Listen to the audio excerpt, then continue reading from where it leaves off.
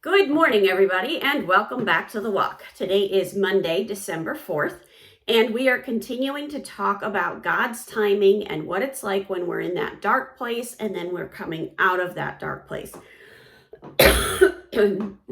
So that brings us to Habakkuk 2, and we're going to be in verses 1 through 4. And it's very important that we understand that, that sometimes that dark place is a transition.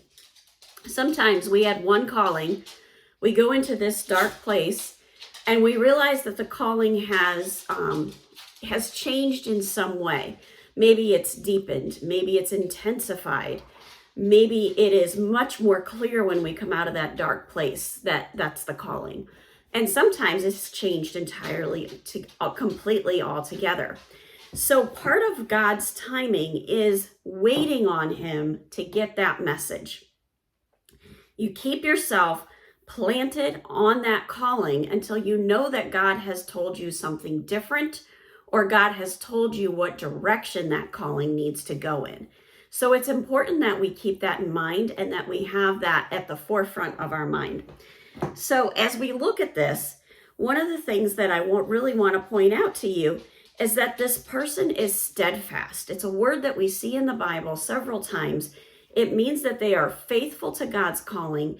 They are faithful to what God has told them to do, and they're keeping that focus. And this is what it says. I will take my stand at my watchpost and station myself on the tower and look out to see what he will say to me, and that what I will answer concerning my complaint. So he is staying in one place. He is waiting on the Lord. He knows that God's timing is the best for him, and he is waiting to see what God will say to him and then how he's going to respond to that, because we have to wait until we have that initial indicator of this is what God is saying, and then we respond. We don't respond first, we get what he's saying. And the Lord answered me, write the vision, make it plain on tablets, so he may run who reads it.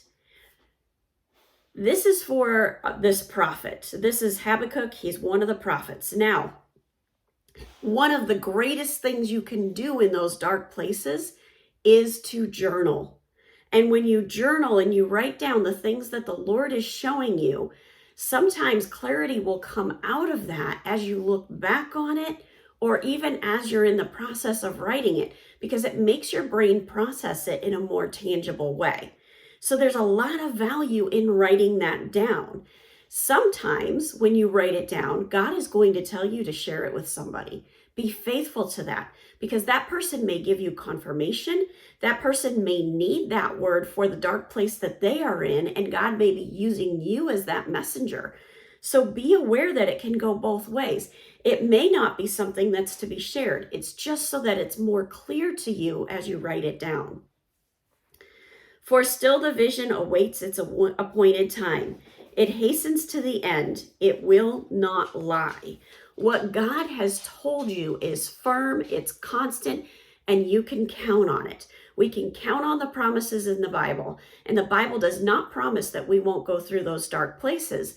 What the Bible does promise us is that the Lord is with us through it all, and he will bring us out of that dark place into the light. If it seems slow, wait for it. It will surely come. It will not delay.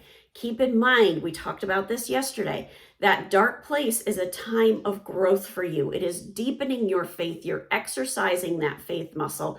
It's getting stronger and stronger. So lean into the Lord during those dark times. Behold, his soul is puffed up.